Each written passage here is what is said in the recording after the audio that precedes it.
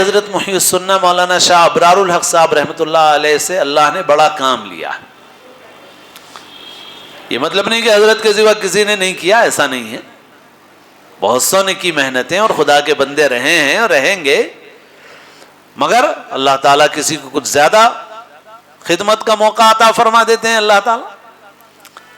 اور یہ میں ہی نہیں کہہ رہا ہوں، آج سے کئی برس پہلے مولانا رضوان القاسمی صاحب رحمۃ اللہ علیہ جب حیات تھے تو حضرت مولانا ارشد مدنی صاحب دامت برکاتہم تشریف لائے تھے ایک مدرسے میں. تو حضرت مدنی نے اپنی گفتگو کے دوران اس کا اظہار فرمایا کہ بہت سے ائمہ ایسے ہوتے ہیں کہ بھئی قرآن پاک ان کا صحیح نہیں ہوتا.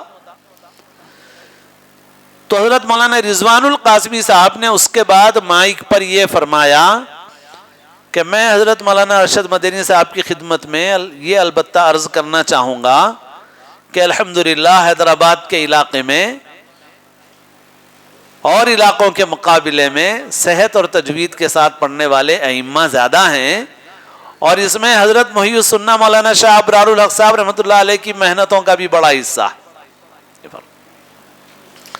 اور ہم لوگ بھی حضرت ہی کے ذریعے سے لگے بھائی اس کام میں، اس میدان میں. تو اور جب یہ محنت ہوئی اس کے اثرات دور دور تک پہنچتے ہیں.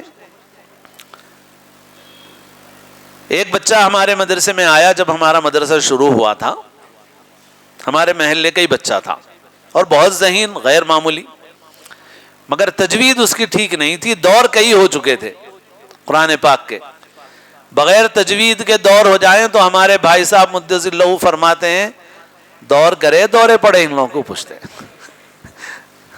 4 دور ہو گئے صاحب فوری حفظ شروع کر دو، اب 5 دور ہو گئے اب فوری حفظ شروع کر دینا. تو بھائی صاحب ہمارے فرماتے دور کرے گی دورے پڑے گی اس کو، کیونکہ عین ہے نہ ہا ہے نہ قاف ہے. اردو میں پڑھ لے رہے، تلفظ صحیح نہیں ہے، اور بھائی دور ہو گئے تو ویسے ہی دور دے اس بچے کے. تو ہم نے اس کے والد کو سمجھایا. بہرحال جو استاد ٹیوشن پڑھاتے تھے وہ شمالی ہند سے تعلق رکھتے تھے، ایک مسجد میں امام بھی تھے. مجھے بھی موقع ہوا ان کے پاس نماز، ان کے پیچھے نماز پڑھنے کا، تو واقعی ان کی تجوید میں بھی کافی کمی تھی. بہرحال اس بچے کو جب دوبارہ پڑھایا تو سرپرست نے ان سے بھی پوچھا کہ مولوی صاحب آپ اتنے سال پڑھائے اور 4 دور ہو گئے، اور وہاں مدرسے والے بول رہے ہیں کہ پھر کرانا ہے، نورانی قاعدے سے پڑھانا ہے. تو خیر وہ خواہی نہ خواہی ان کو قبول کر رہا تھا، کیونکہ ہم اس میں نرم نہیں ہوتے. وہ ہم نے بہرحال پھر پڑھایا. پھر کچھ دنوں کے بعد احساس ہوتا ہے خود ہی پڑھنے والے کو، جب فرق محسوس ہوتا ہے تو پڑھنے والے کو خود بھی احساس ہوتا ہے کہ بھائی پڑھائی میں فرق ہے. تو پھر میں اور کچھ مدت کے بعد انہی امام صاحب کے پیچھے میں نے نماز پڑھی. وہ ٹیوشن پڑھانے گھر پہ برابر آتے تھے، ہمارے مدرسے میں تھا بچہ تب بھی آتے تھے.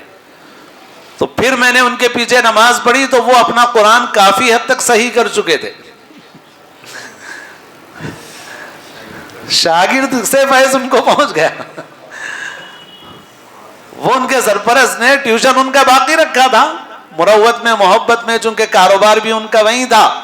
تو وہ دکان کے پاس کے امام صاحب تھے وہ، تو انہوں نے سلسلہ جاری رکھا گھر پہ پڑھانے کا. آؤ امام صاحب پڑھاؤ. تو وہ گھر پہ آتے تھے. یہ بچہ مدرسے میں پڑھ کے جاتا تھا تو وہ سنتے تھے ہوں گے، یادات دلاتے تھے ہوں گے، مگر اس کے ساتھ ہی ساتھ ان کی بھی اصلاح ہو گئی. بعد میں نے نماز پڑھی تو میں نے دیکھا کہ قرآن پاک انہوں نے کافی حد تک صحیح کر لیا. تو محنت کے اثرات ایسا پھیلتے ہیں. تو عرض کیا کرنا چاہ رہا ہوں میں یہ عرض کرنا چاہ رہا ہوں اگر یہ محنت ہماری بچیوں پر ہوئی تو اس کے اثرات بڑے زبردست رہیں گے انشاءاللہ. پورے معاشرے میں بچے صحت اور تجوید کے ساتھ پڑھنے والے بن جائیں گے. پھر ویسا نہیں ہوگا دورے پڑے گی کیا ہے گی، بلکہ واقعی دور ہوگا قرآن پاک کا انشاءاللہ. تو اس وجہ سے صحت اور تجوید کا اہتمام یہ سبھی کے لیے ہے، مردوں کے لیے، عورتوں کے لیے، حافظ کے لیے، غیر حافظ کے لیے، سب کے لیے اہتمام ضروری ہے اس کا. جمال الوجود بذكر الإله وتصفو الحياة بنور هداه. جمال الوجود